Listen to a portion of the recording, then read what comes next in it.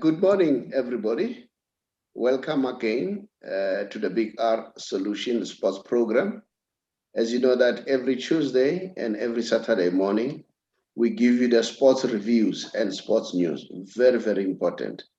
Tonight, I'm having Prof. Mathebula. Prof. Mathebula is a very big fan of Mamelodi Sundowns. He doesn't stay in Mamelodi now, but he's a Mamelodi born and bred. Prof. Mathebula. If I can tell you a little bit, he's a very close friend of Walter Kutumela. Those who knows the old Mamelodi Sundowns. Walter Kutumela used to play for Mamelodi Sundowns. So he's not just a fan, he understands what's happening. So what made me to invite Prof. Mathebula? One time we had a breakfast, we were talking about football. I found out that he's got a very depth knowledge about Mamelodi Sundowns. So I want him to just relate the story that he relayed to me. You may ask questions, why Mamelodi Sundowns this morning? Because we have good news that our own Patrice Motsepe, the chances are very soon he'll be the CAF president. So Prof will give us more information as far as that is concerned. Now we want to look very closely. So I want you as viewers out there to participate. Has the coming in of Patrice Motsepe improved our local football or not? So if you agree, you'll say yes. If you don't agree, you say no. And then if you want to elaborate, you can give a comment. Has the coming in of Dr. Patrice Motsepe, I've seen that now they've put the title of doctor. Maybe a Prof will tell us more what's happening there. Dr. Patrice Motsepe, has his coming into football improved football? It's yes or no. All right. So that's what I want you to do.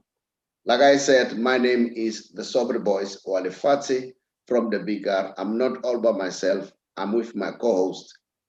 Jacob is down in Cape Town, Table Mountain. Jackie, how are you? My brother, good morning there. Okay. I'm fine, man. I can't complain. Yeah. I'm bringing this show live from Table Mountain in Cape Town. You know, we go all over the show, all over the country, trying to get information for our fans. So that's why we're saying we appreciate their support. Thank you very much for liking our show and then for subscribing as well and for increasing our viewership. We really appreciate that so much and keep on supporting us. Thank you very much. Let me come back to you, Mr. Dow. All right, and I forgot to say to also greet my fellow colleagues in the studio, Professor Mathebula as well as Tshepang. Good morning, gentlemen. Last born, Tshepang Kgole. He's our last born. Can you come? Yeah.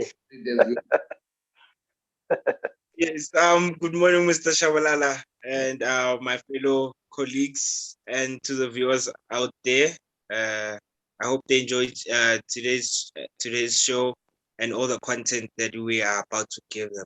So yes, thank you very much. Prof, can you just greet the viewers before we come to you? Yes, Dumelang, good morning and good day, depending what time you watch the show. I'm actually happy to be invited to this show. I'm following it through the clips, and it's a good show. And I think the Big R, it's a very informative show on what is happening in the local soccer scene. And we're hoping that it will be what it is supposed to be in a very near future. The only source of soccer information and TV station for that. Thank you. Good work, Professor Saubrey and your team. Sure, Prof. Sure, Prof. I always succeed because of people like you. You know, I always interact with people like you to dissect some of these things. Guys, I started the show with a very, very brilliant video of Amapaga Paga Chuchu. You know, Amapaga Paga, they're doing well these days. We'll be talking about Amapaga Paga a little bit later because they are really on song. And then Amakosi too, guys. Abafana Boktula Notod.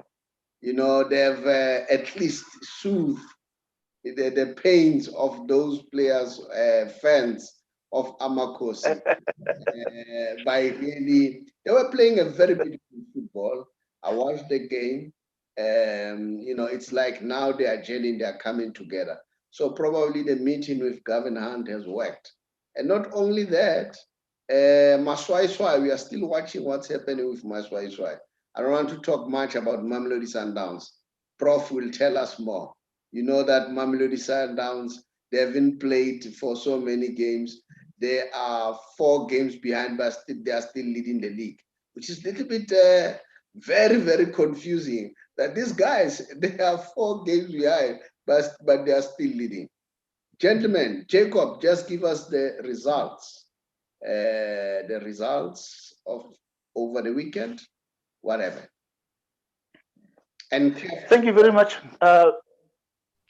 Thank you very much, Mr. Tau. I will start with the games that played on the 5th of March.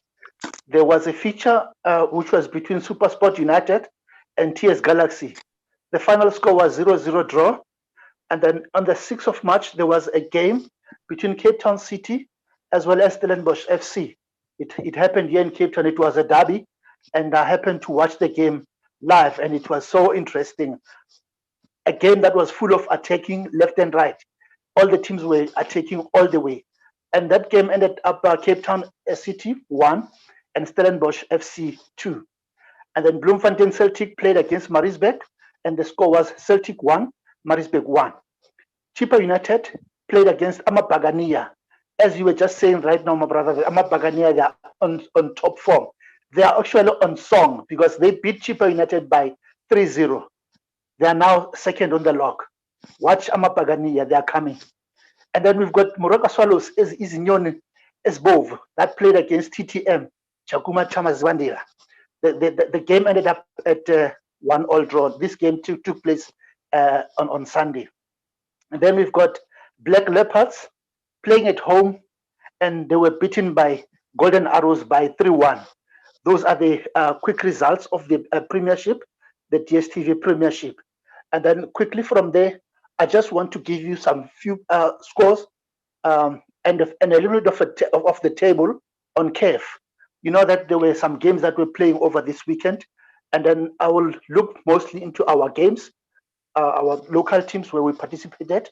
There was a game in Lubumbashi between TP Mazembe played against Mamelodi Sundowns. The Brazilians. Abafana Abashama 45 touches without the opponent touching the ball, then they score. TP Mazembe lost that game after playing 74 games in their stadium without losing 74 games. But Mamelodi Sundowns managed to break that particular record, and they beat them 2-1. Well done, Mamelodi Sundowns. And then we've got also Kaizer Chiefs Amakosi, who played against Pedro Luanda from Angola. Amakosi played very well, very good football, attacking kind of football, and Kaizer Chiefs scored 2 goals and Pedro 0.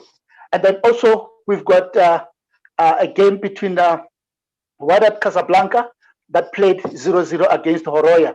These are the 2 teams that are in that group of Kaizer Chiefs. And then also we've got Al Ahly that played against Vitesse, and the score there ended up at 2-2 draw. And then those are the Champions League results quickly. But I just want us to look at quickly the table. After these particular games that I've played right now, we've got different games. Let me start with Group A. TP Mazembe, where Mamelodi Sundowns is. No, sorry, it's not in that same group. TP Mazembe, they played 6 games and then they've got 14 points. And then quickly we look at Group B, and then Al Hilal, they played 6 games and then they've got 10 points. And then Group C, Mamelodi Sundowns, they're cruising, played 6 games, they've got 14 games. I'm sorry, played 6 games and then they've got 14 points. And then also we move on quickly, and then we've got the Group D, where your Wydad Casablanca, they play 6 games, they've got 9 points. And then we move on quickly, and then Mr. Tau, without any waste of time, let me come back to you quickly on this after just this result. Thank you very much, my brother. All right, while you are still there, it must be noted that Sundowns, when they beat TP Mazembe have never lost for the past 12 years. Yes. So it was the first loss. So Masandawana, watch Masandawana. And then while you are still there, let's go back to Amapakania. I saw them playing. They play with flair. Pirates, they could have won, not even 3-0. The score could have been more than 3-0. They were really on song. But, that basic thing with our players, with our soccer players, in terms of rushing, and the other thing, instead of bringing the ball in so that the coming player can finish it, the person wants to score himself. So I think those are the things that our players that need to learn. But Vincent Pule, I can tell you that boy is a gem. There's this guy who's playing. It's not Matoho, the Pirates guy, Mahoto, something like that. Yes, Hoto, yes. Yes, Hoto, the one who scored the first goal, yes. Yeah, he's a very good player. And Pirates, really, they were on form. And then if they can maintain this consistency, we are going to talk something else. Like I said, it's easy to say, Pirates, they are not doing well, but already have a title, guys. Don't forget that one. They have a title. Exactly. Although the league is the bigger one, okay? We'll see how far they can go with the league. But with the league, I'm a little bit skeptical. It looks like Sundowns is going to run away with this, but we'll see. And then back to our question, has the coming in of Dr. Patrice Motsepe improved our football or not? So if you agree, you'll say yes. If you don't agree, say no and give us a comment. So don't forget to subscribe and then to give us. But in the meantime, let me welcome Prof. Mathebula. Firstly, we are looking at, I want him to give us the picture of this Patrice Motsepe and then Dr. Patrice Motsepe, and also confirm whether he's now a doctor or he's still Mr. Because I saw a title doctor. Prof. Mathebula is from an academic world. You will understand. He will know whether he's already a doctor. And then again, I want Prof. Mathebula just to analyze Sundowns. It's Sundowns' presence in our local football. Prof, welcome to the show. The platform is yours. Thank you, Saubrey. Again, this is it's a good program, and I appreciate it. Let me start by, I tried to make the lights bright. Now I can see myself. I can see you now. Yeah, you're a little bit. I tried to do that. Let me start by talking about Mamelodi Sundowns. Mamelodi Sundowns was formed in 1970. Interestingly, the same year as Kaizer Chiefs. That's when Sundowns was formed as a team in 1970. So when Chiefs were celebrating 50 years, so was Sundowns celebrating 50 years. So both of them were celebrating 50 years last year. And the good thing about it is that last year's league would have determined between the two of them in the 50 years of professional soccer in South Africa, because also in 1970, professional soccer started to be formalized especially amongst where black people were playing. And so for 50 years, all the leagues, and when I say all the leagues, not PSL, you can go to NPSL, whatever, and all of them. For 50 years, every year there was a team that was supposed to win a league.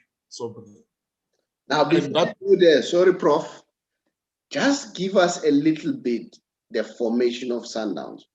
Okay. Who formed Sundowns?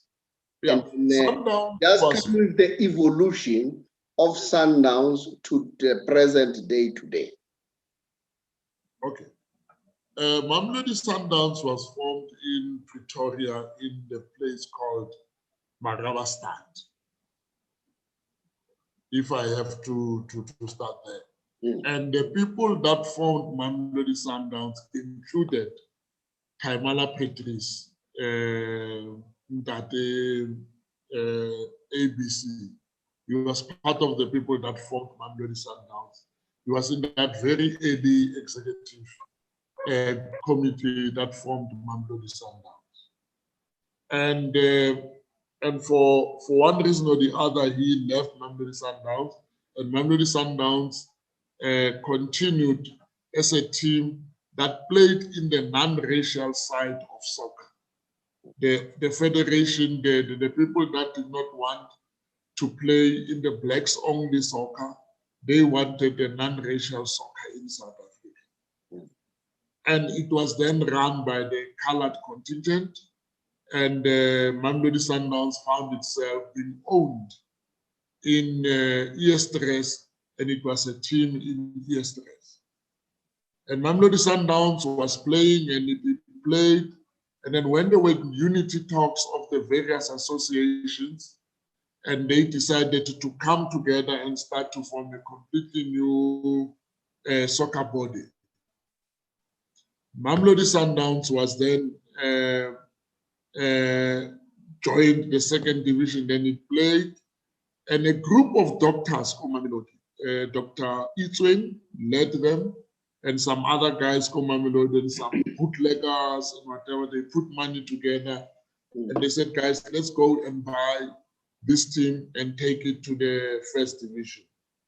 And at that time, as you would know, Mamelodi High School was one of the schools that was playing soccer at a level I don't know what was happening.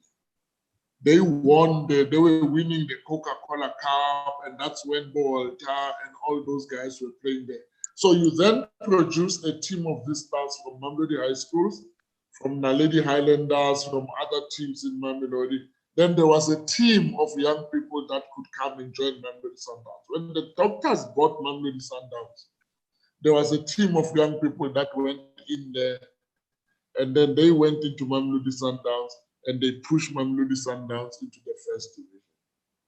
And Mamelodi Sundowns came into the first division, and they played in the first division like any other team. And as fate would help them, Mamelodi Sundowns was then bought by Obrazola. I don't want to because if Zola did what he did today, he would be at the Zondo Commission. But whatever happened there, Zola Mahobe was able to take Mamelodi Sundowns to the next level. He did things that we never dreamt in Mamelodi. He put Mamelodi Sundowns to a level that nobody dreamt. And that's how Braskrima Chabalala came in. And he came in and took Mamelodi Sundowns with his piano and shusha and all these antiques. And Mamelodi Sundowns started to win a whole lot of trophies. BP, the top 8, the league, and all other trophies, the Mainstay Cup, and Mamelodi Sundowns started to be a name brand in South Africa. We all know that Zola Mahobe was then found to have been a challenge in terms of where he got his money. And together with his girlfriend Snowy, they were arrested, and Mamelodi Sundowns ended up being a team that was owned by Standard Bank. We, in Mamelodi, we used to brag and say we're the only team in the country that is owned by a bank. You know, we moved from doctors, then we were owned by Zola Mahobe, who's arrested. Now we're in the hands of a bank. Mm. So when we were in Standard Bank, the Krog brothers and the Chiklas family, they had an interest in Mamelodi Sundowns, and they bought it out of Standard Bank. And we were there. We were owned by millionaires now, the Krog brothers, and they put in money, and the Chiklas family and Mamelodi Sundowns again went from strength to strength, and we started to see Mamelodi Sundowns affording good coaches and whatever. And what happened there? The Krog brothers, I don't know how they met with Patrice, and Patrice at that time wanted to restore the pride of his father, because his father was the one that was part of the group that formed Mamelodi Sundowns. There's a legend that says he bought Mamelodi Sundowns as a birthday present to his father.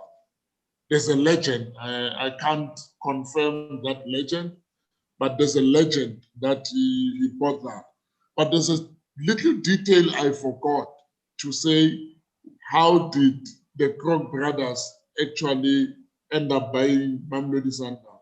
It was Chief Justice Tshepang Kgole, and he says that in his book. Chief Justice Tshepang Kgole, when he saw that Mamelodi, then he went and negotiated a little bit with the Krog brothers if they can't purchase that thing, assisted by others and approached by the doctors. And that's how we ended up in the hands. But Chief Justice Motsepe was one of the people that was critical in putting Mamelodi Sundowns where it was. And he has a history with Mamelodi Sundowns because he was a friend of the doctors that bought it earlier on. He was their lawyer also. So that's how Chief Justice Motsepe had played an important role in the history of Sundowns, and he says it in his book. And then we found ourselves now in the hands of Patrice Motsepe. And Patrice Motsepe bought the team, and he appointed a number of people. And one of the people he appointed was, he came with a young man called Opa Binele and made him the CEO of Mamelodi Sundowns. And then he tried to take Mamelodi Sundowns to the second level. And then there were subsequent CEOs that were appointed. But what Patrice did with Mamelodi Sundowns, he brought the professional ownership of Mamelodi Sundowns to an international level, because he pumped in a lot of money in Mamelodi Sundowns, put in a number of coaches until he recruited Peter Mosimane to be the coach of Mamelodi Sundowns. And he gave Peter Mosimane, and Peter says that in one of his interviews, he gave Peter Mosimane all the resources that Peter Mosimane wanted to build a team, and he allowed Peter Mosimane to shine. Actually, there was a time when Peter Mosimane lost about 6 or 7 games in a row, and the supporters of Mamelodi Sundowns were saying Peter must go. And Patrice Motsepe, in a supporters meeting at Mamelodi Community Hall, he came and he said to the fans, he said, I'm not going to take Peter anywhere. If you don't want Peter, I'll take the team away from Mamelodi and take it to another township, but I'm not taking Peter away. And that's how Peter turned, because he knew the support that he had from Patrice Motsepe. And the players also, because players can be naughty, they started to play for the coach now, knowing that this coach will not go whatever we do. And that's how Mamelodi Sundowns started to attract the best talent and players playing for the coach, and the rest it's history.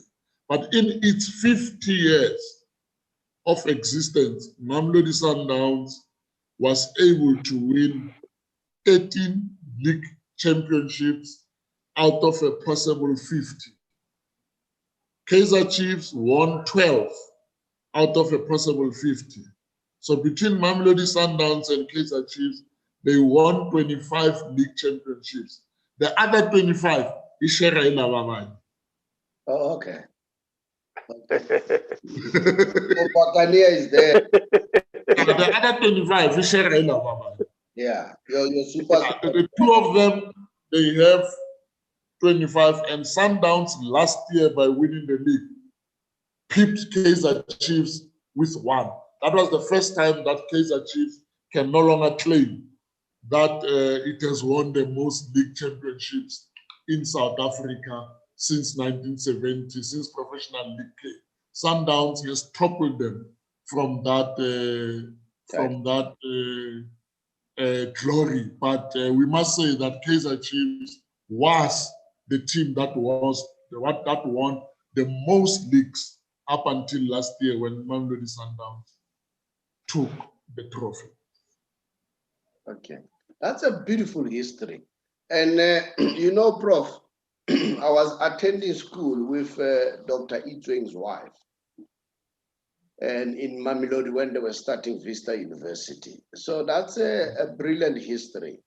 And then, you know, and we need this kind of things. And thanks God, technology has improved. You know, the problem with us as Black people, why we don't have history, we don't document things. But now Black people have advanced now. People are writing books. You have mentioned the former Deputy Chief Justice. Yes, people are writing books now. People are documenting. That's part of history. We have given us a very nice history to understand Mamelodi Sundown. How was it formed? Where is it? Now, I want us to go to the question of the day. Has the involvement of Dr. Patrice Motsepe improved football or not? But first, Prof, I want to understand, is Dr. Motsepe now a doctor officially, or it was just a write-up in the paper? Because I'm not sure, I don't remember people saying he's now being conferred. So maybe you can bring us to speed as that is concerned. And, there are 3 ways that a person becomes a doctor. The first one is it's the doctors that we call them doctors, the general practitioners. You know, medical doctor. Yeah, when we go and we are sick, we call them what Dr. Mukete. You know, what Dr. Itsweng, doctor. Those are doctors because of the title that we give them in medicine. Then you've got academic doctors. Those are the people that go out there, they study, and then they produce knowledge. They write a thesis, and then they get awarded, not awarded, they meet the requirements of being called a doctor of philosophy or a doctor of whatever. So those are people like me. That's the doctorate I did. I studied masters and then I went there. Then we've got doctors that are honored by university. We call it honoris causa. And that honoris causa is where you get people like Dr. Ivan Khoza, Dr. Philip Tabani, Dr. Huma Sikela, and Patrice Motsepe also got a honoris causa from, I can't remember which university, but there's a university that gave him a doctorate for his contribution as a business person. I think it's UK, as a business person or whatever. And then that title, people choose when to use it and not to use it. So I think when the campaign for Kev started, I think the people that were branding him for what, they decided to bring that title. It's like Ivan Khoza. If you have noticed, he is Dr. Ivan Khoza, but he doesn't use it a lot. But the media decided to call him Dr. Ivan Khoza. So there are many other people out there that have what we call an honoris causa doctorate, but they don't use their title, but that title you have a right to use it. So Patrice Motsepe it's Dr. Patrice Motsepe honoris causa. Okay. While you're still there, I've always asked this question. Are the University of South Africa sleeping in their laurels? Because I fail to understand that Mr. Kaiser Mtau, up to this point in time, no university have never seen. No, he is Dr. Mtau. Which I university? think Potchefstroom University, the University of Northwest. Okay. In When Port, did they gave him. Kaiser Mtau is Dr. Kaiser Mtau honoris causa. When was he conferred with that doctorate? It happened, I think, if not 2020, 2019. As it. But it happened now. But Kaiser Mtau might not be using it. That's why I said earlier on that some people, when they get it, they don't use it. Others, they use it. But I know that the University of Professor Padi, a guy that I know, who's the rector there, he actually conferred that to Kaiser Mtau because of his contribution to South African soccer. I mean, he built a machine of a team called Kaiser Chiefs himself. And I think that was part of the motivations that were made. It was an emotional thing at the University of the Northwest. I know Bra Kaiser is Dr. Kaiser Mtau with an honoris causa. I'm happy to hear that. So from now on, we'll address him as Dr. Mtau. No more. Or Mr. Kaiser Mtau. Look, guys, you know what? We may say whatever we say. Those are achievements. So we don't have to belittle them. So when people they have achieved those accolades, we need to do just like that. Remember, it serves as a motivation even to our children, to the grandchildren, and then they don't see us as a nation that doesn't have doctors and professors, all right? They can see us differently. So that's very important. It plays a major role in terms of motivation. Now, I want us to come to this question. The question of, before I come to you, Prof, let me look at the participation of other members. Tshepang, according to you, has the involvement or the coming in of Dr. Patrice Motsepe improved our football or not? Let's start with you. Are you saying yes or no? And if you say yes, give us the reason why you're saying yes. If you say no, give us the reason why you're saying no. Thank you, Mr. Chabalala. I personally think that it has changed a lot.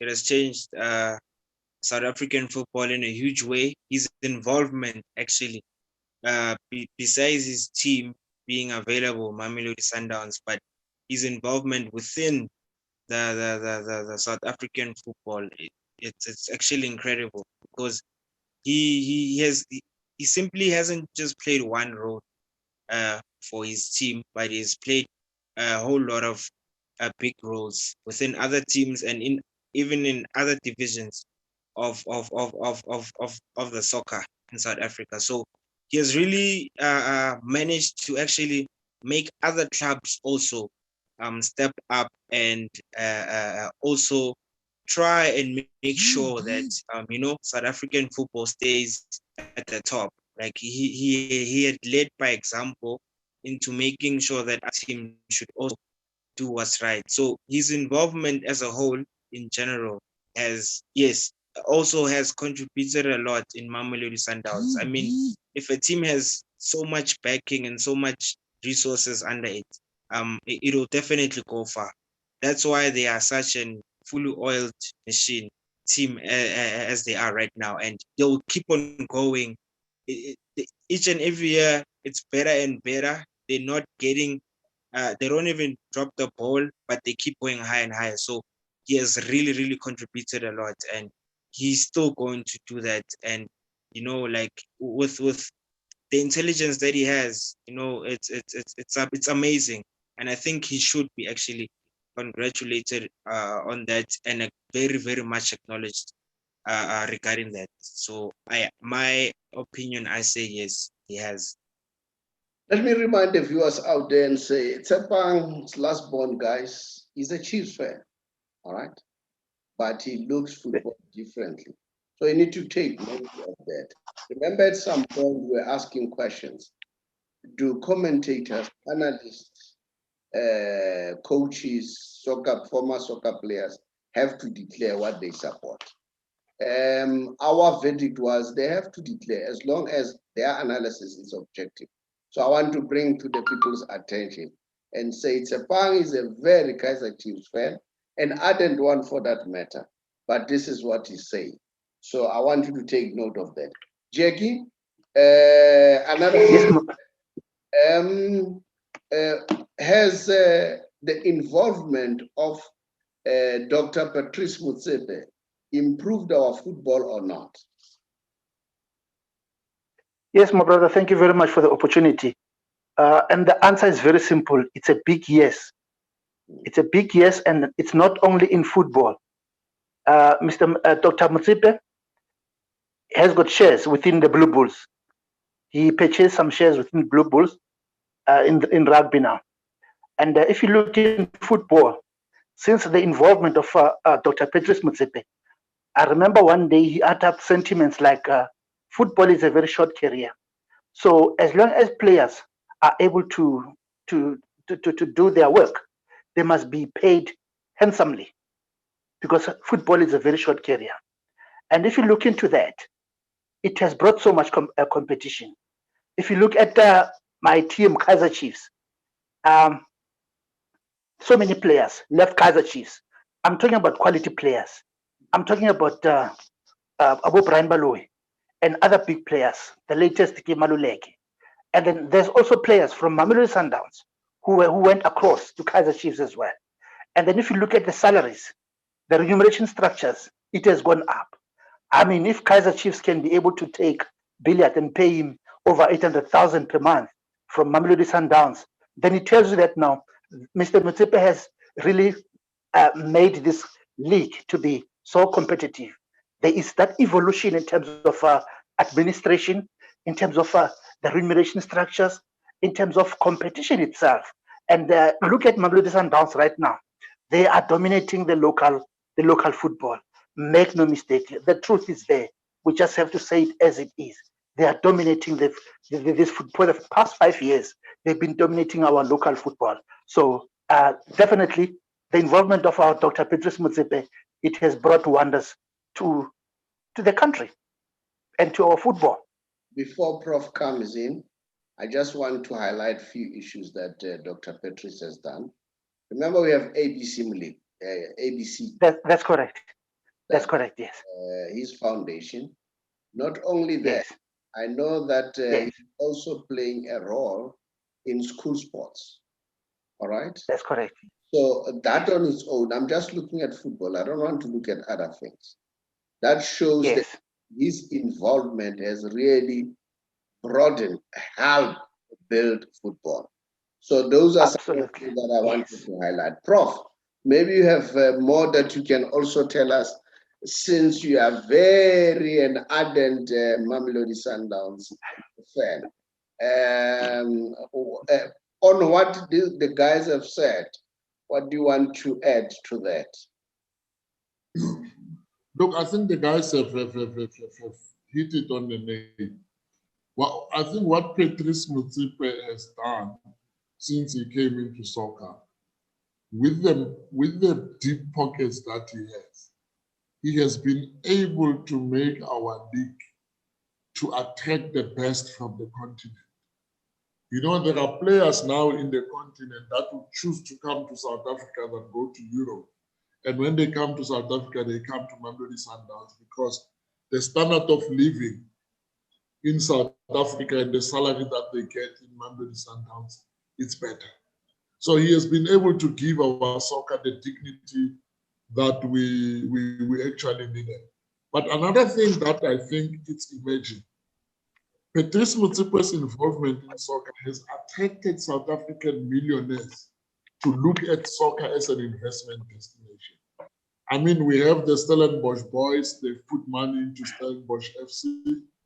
We have Zandile Zungu, he has just bought Amazulu. We're starting to see guys that have deep pockets coming into our soccer. And moving away from the old thing that soccer kiabo uncle. You remember when we grew up, soccer was owned by uncle, you know, uncle at the corner, and it was not a business for rich people. The only rich people we knew in soccer, it was Brakeza and later Bra Ivan, but otherwise we know the stories of the people that own soccer clubs. So Patrice coming in, he has made soccer an investment destination.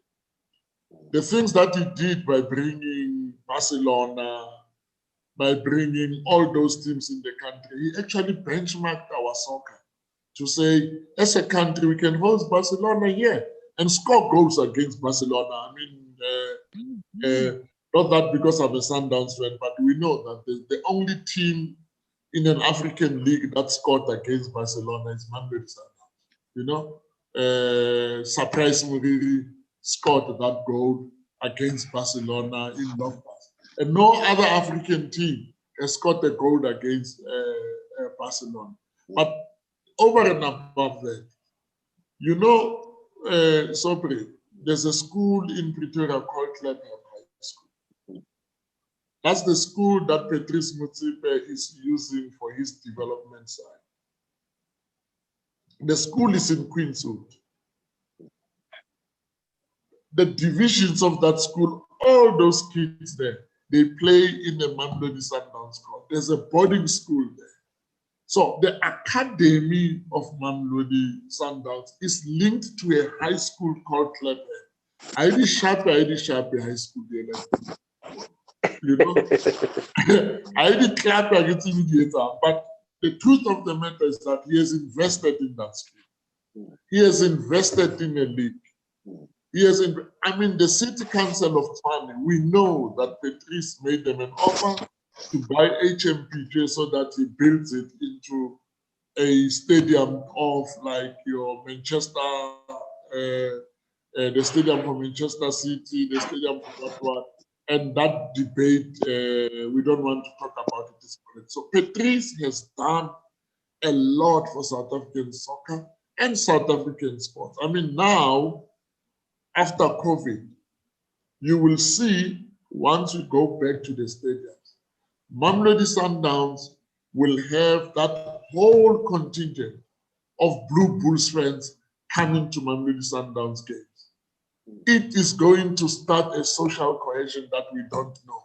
We have never seen, because the Blue Bulls fans are going to come into our soccer matches. We, as Mamelodi Sundowns fans, will go into the Blue Bulls League, and Patrice Motsepe would have been responsible for that. So it's not coincidental that he decided to take a journey of soccer or a journey of sports for social cohesion. So he contributed a lot. Guys, you have said much about Dr. Patrice Motsepe. We wish him good luck. We are sure that he's just going to be confirmed. Do you have the date, Prof? What's the date? I don't have the date, but what I wanted to share with you is that there's the current CAF president, Ahmad from Malagasy.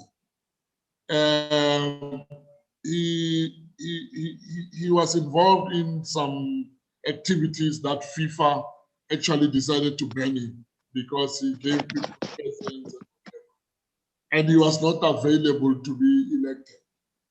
And when Ahmad was not available to be elected, 4 candidates came up to contest for the election. I just want to give you why we say Patrice is the president. And the candidate was Jacques Anoma from Ivory Coast. And another candidate was Agustin Signou from Senegal. And then another candidate was Ahmed Yaya. I just forgot the country that he comes from. and then another candidate was Patrice Motsepe. Now, these are the 4 guys that were contesting to be president of CAF, because Ahmad is no longer a candidate. FIFA has banned him.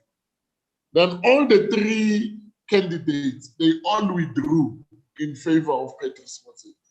The 3 of them, according to the arrangement, they were going to be appointed vice presidents of CAF, and Patrice would be the president.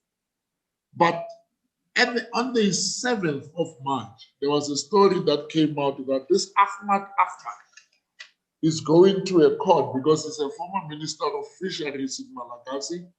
He's going to court, and if he wins that court, and nobody believes he's going to win the court case about his corruption case, if he wins that court case and he decides to stand as president of CAF, some few months before he was banned, he had about a support of about 46 of the 54 countries associations. So if he doesn't come back, Patrice is the president of CAF, and that's why there was a celebration. And FIFA is clear that it doesn't want Ahmad to be the president of that. So it's going to be a battle between FIFA and Ahmad.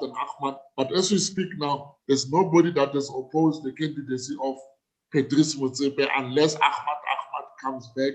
But there is talk that Ahmad will not come back. So that celebration that you saw, Saubrey, it's a celebration that Patrice Motsepe, for all intents and purposes, as we speak now, he is an unopposed candidate. And on the date of the elections, which I can't find, I don't know why I can't find, on the date of the elections, Patrice Motsepe will be confirmed as the president of CAF. And he brings with him the whole capacity of private sector. And he'll probably be one of the few CAF presidents who is a billionaire in the history of CAF. Yeah, those are brilliant news, and we wish him good luck. And thank you with your insight. Jackie, I don't want to participate on this subject. I want us to move on. Otherwise, we need to manage time. Guys.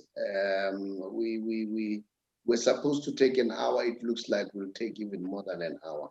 So, Prof, I really appreciate your insight. I really enjoyed it. So, guys, you'll understand why I wanted Prof to participate. You know, starting with how Mamelodi Sundowns was formed, that information is very, very important for us out there. Remember the question, viewers, has the involvement of Patrice Motsepe increased the value in our football or not? It's either you say yes or not. If you say yes, just say yes. You can also give a comment like we have just done. Or if you say no, you can also give us a comment too. Remember, these are our views, and we are not running the monopoly of views. We understand you might also have a better view and the most intelligent view. So, guys, please continue to subscribe and go ahead. Prof, you can participate when we go. Now we are going to international football. Tshepang, we are just going to start with English, and then we'll come to Spanish League, and then there's a whole lot of news that I have. Tshepang, give us. Yes. Is it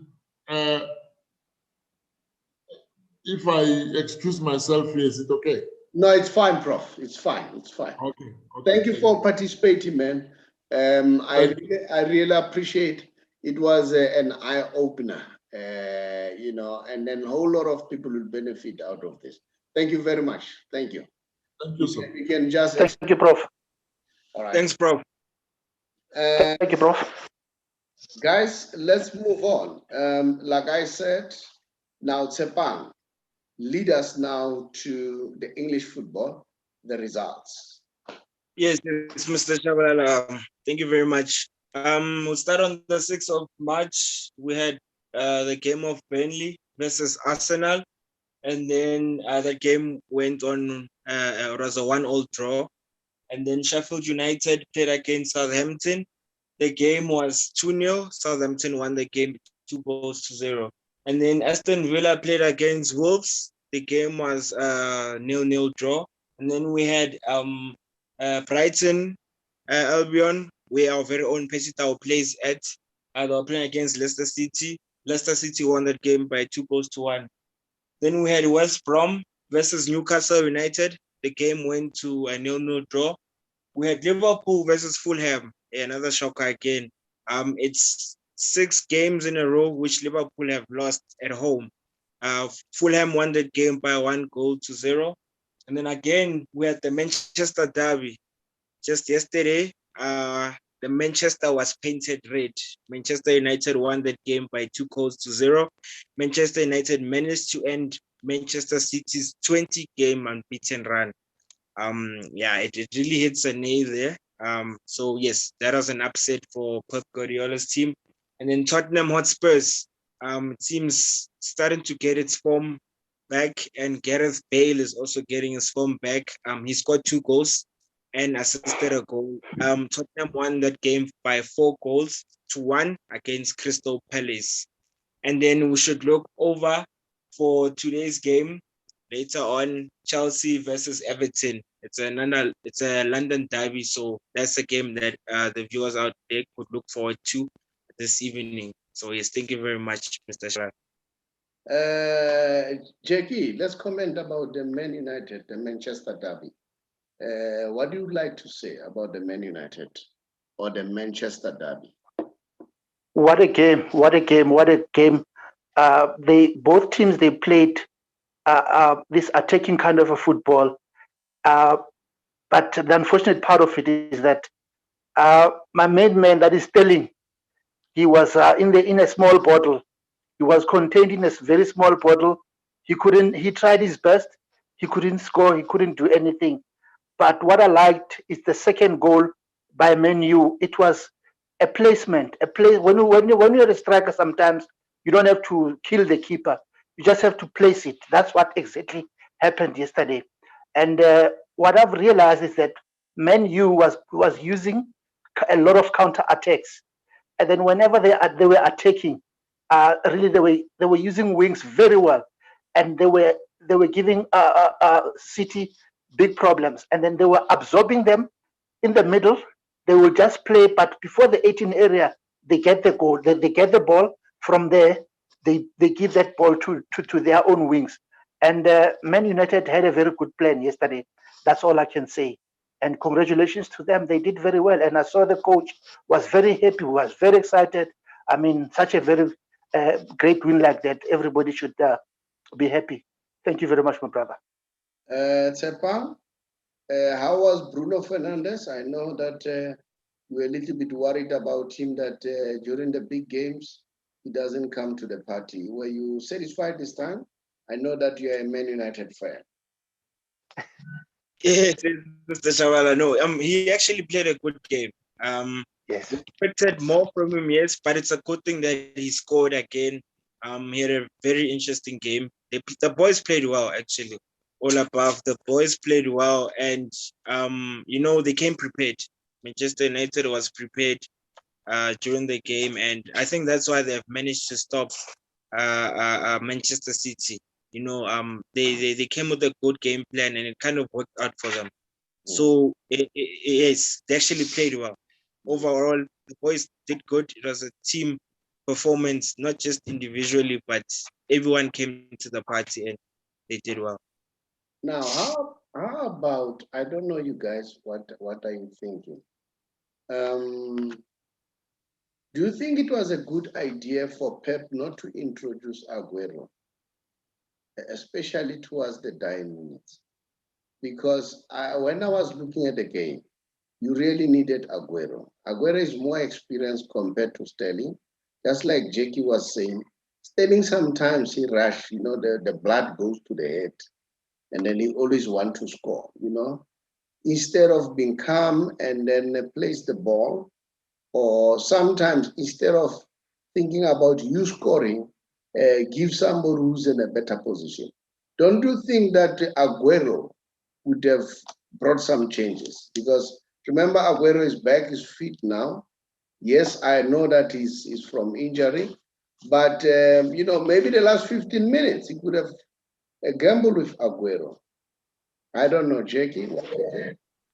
I definitely agree with you, my brother, because when I was watching the game, I could see that really Sterling was not having any good game at all, and then he was not having that assistant. If Aguero was there, I think something could have happened. I mean, in the first half, towards the end, I mean, Man City had so many chances that they could have scored. And if it was Aguero, definitely, I'm sure he could have scored 1 or 2 goals yesterday. So, you know, sometimes coaches, they blunder as well. That's the name of the game. That's Alright. exactly what happened here. Let's move to La Liga quickly. Okay. Let me give you the results. Yesterday, because yesterday we had the big one, the Madrid derby. I think the most beneficiary here was Barcelona. Atletico Madrid, they played 1-1 with Real Madrid. And then Real Sociedad, they won 1-0 against Levante. And then Athletic Club, they also won 2-1 against Granada. And then, but if I look at the Madrid derby, you know, Suarez is still a force to be reckoned with. Madrid was on top of the game. They were really overpowering Atletico. And then, you know, I could see that. But the problem with Madrid, they always rely on Benzema. Always, it has to be Benzema to score. Yes, sometimes Llorentes come to the party. Modric also come to the party. But, you know, it's starting to show. It's like Barcelona. You know, Barcelona, they would always rely on Messi. But it's now good. Now you can see that others are scoring. And then that helps the team, you know, and then so that not only one player carries the burden. But prior to that, starting with, let's see, on Friday, Valencia, they won 2-1 against Villarreal. And then Valladolid, you know, Ronaldo's team, fortunately this time they won 2-1 against Getafe. Elche, they won against Sevilla. Remember Sevilla, they are the team that lost twice in 1 week to Barcelona. So this was a third loss. So it's very important when the team lose, it affects the morale. So I think they were affected a little bit. Then Cadiz, they won 1-0 against Eibar. And then they won against Eibar. And then Osasuna, they lost against Barcelona. Barcelona won 2-0. That was on Saturday. And then Huesca, they lost to Celta Vigo 4-3. So that was what is happening in La Liga. And then, but while we are still there, I just want to show you the big one. I want to share with you the presidential elections. Presidential elections of the what do you call? Let me just show you quickly. Now we know that today is Tuesday, that the president now at Barcelona is Laporta. Tshepang, you know, myself and you, we have been saying we wish Laporta wins. And you know what was interesting in that presidential election? I just wonder whether I'll be able to show you this. I saw Messi going to voting booths with his son. All right. Then Laporta was telling people that, you know what, the mere fact that Messi came to the voting, it shows that he's happy to be a Barcelona player. So he said all those people who are saying, those who are saying, those who are saying, oh, Jesus, what's happening? I'm trying to show you that picture. I want to give you the results, guys. I still have to master this, but I'll finally master it. Remember, this is technology. It's new to us. But now we know that Laporta is the president. I'm happy with that. Tshepang, I don't know what's your take. I'm really happy that Laporta won. Tshepang? We just hope just hope that it brings change within the Barcelona camp and community, and then so that players now, we hope they can be at ease. And I think this is the right time we could say that yeah, Barcelona, it's time for them to rebuild. So they are in the rebuilding phase, and we just hope for the better outcome for the team, and it should be where it's supposed to be. And we hope that the president also is able to deliver. Now, so yes, that's my take. And look, they said these are the elections that were well attended. Remember, in most cases, it's hardly people reach 50% participation. So they had about the larger part of people participated in these elections. And then, as you can see, I'm sure you can see that Laporta took about 50% of the people who voted. 57.31. Can you see that, guys? Yes, we can. Yes, and Font was number 2 with 31, and Frexia was number 3 with 10. But now when you analyze Laporte, the way I see it, he's the one who had a clear message. Why I'm saying that? You know, when you go to elections, the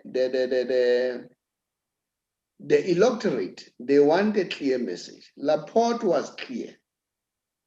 Right from the beginning, he said, I've been there, and then I've been the most successful president of Barcelona. Apart from that, I've been very close to the players. Over and above, Messi is the main part of the project. Then he said, Messi trusts me more than the 2 candidates. He was clear. Now, when you listen to the 2 candidates, they were not clear enough. Font would say, yes, we want Messi, but it will depend how we talk. And that's not Laporte's message. Laporte was saying, Messi, no Messi. If I win Messi, I'm going to make it a point. That's a clear message. Then Frexia was saying, you know, Messi is costing us a lot of money. And then we're going to tell him, you know, you have to reduce your salary. If you don't reduce your salary, unfortunately, you have to leave. You know, that's a very ambiguous. And now, when you are going for the electorate, we are playing on the people's emotions. The fans of Barcelona, they love Messi. So by that, he shut the door for himself. So Font, because he was not clear, people could not understand him. And look what Laporta did. On the day of elections, this is what Laporta did. He announced that tonight, once I'm confirmed as the elected candidate, I'm going to phone Messi's father and I'm going to talk to Messi tonight. That's what electorate wants. Clear message. I don't know. Tshepang, I hope you are following this. Yes. Yeah. So what's your take? That's what I take. Laporte was here, and people knew what to expect from Laporte. And people knew that, okay, Laporte was once there, was the most successful president ever we had. And he was clear. Gentlemen. So I don't know, Tshepang has just done that thing again, the disappearing act. Jackie, what's your take? They are closing downstairs. I have to go, else I won't get my dinner.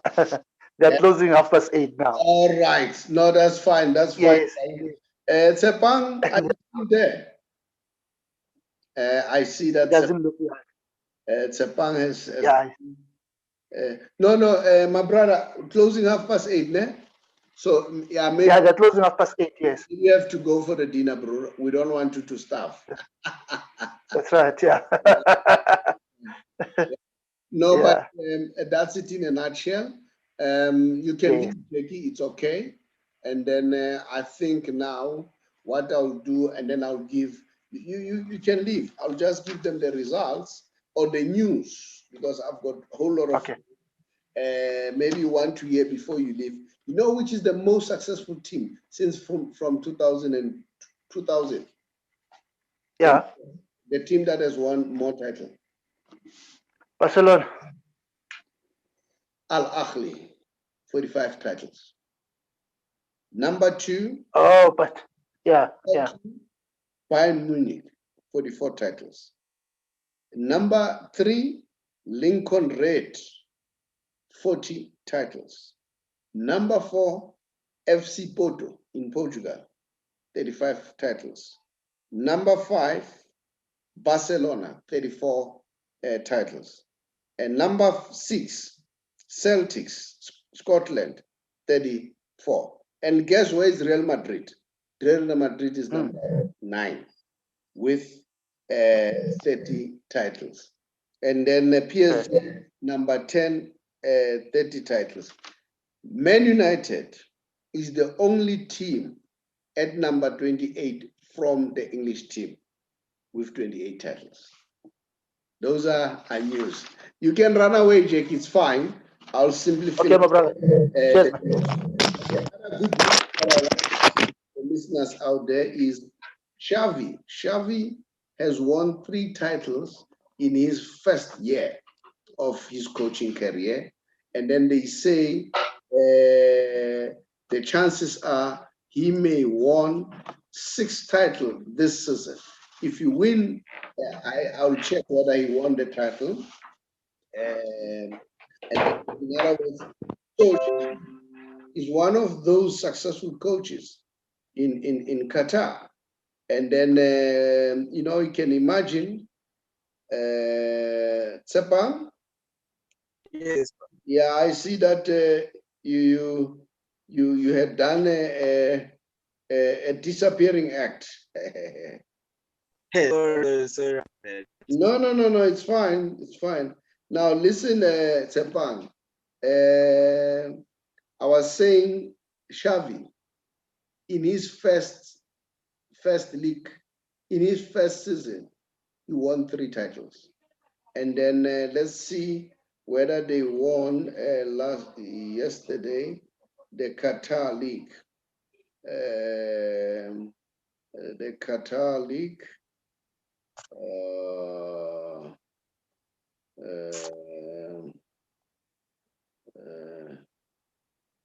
If he wins the Qatar League 2021, you would have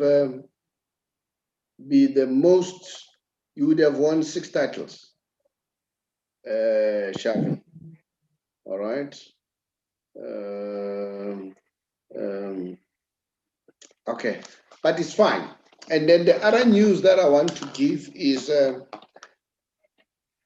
we're talking about Bongani Zungu, ne? Yes. He has won the Scottish Premier League together with Steven Gerrard. They won the Premier League with Steven Gerrard, which is very, very exciting. All right. And then the other good news that I want to share with you, very exciting news. Can you guess how much do referees earn? I've got statistics of English Premier League referees. You know how much they earn? They earn No. international and European matches. They have a basic salary. Their basic salary is 200,000 euro. That's the basic salary. Per match, they get 1,500 euro per match. All right. Assistant coaches and video referees, or no, assistant referees and video referees, they earn 30,000 euros per annum as a basic salary. Per match, they earn 850 per match. All right. So those are the earnings with the, I hope even in South Africa, we can get that information. So in Europe, you can be a coach and make a lot of money. All right. Yeah. So those are the news that I wanted to share with you. And then let's see, there's another news that I want to share with you. Let's see, there was the presidential elections. You know, with the referees, Mr. Shabalala, I remember Mr. Dr. Patrice Motsepe did say during his manifesto that he's going to implement salary increases within referees. Referees should earn more, not what they've been earning. And he's so pumping in money within the CAF. The CAF money should be more also, due to all of the logistics that the teams go through. So all of those expenses, when it comes to the winnings of the CAF Champions League winner, the amount is really small. So that also needs to increase. As applies to soccer players also, their salaries needs to increase because they've got families. As you did say right now that previously that, you know, it's football is a short-term career. So the players need to start earning deservedly the right amount of money so that they are able to at least try and set their futures ahead. So that's going to be very interesting also. Okay. Tshepang, it was a very nice show. I really enjoyed. And then I want to say to the viewers out there, continue to subscribe. And please remember our question. Has the coming in of Dr. Patrice Motsepe improved our football? Or if you agree, say yes. If you don't agree, you can say no. Give us a comment why I'm saying that.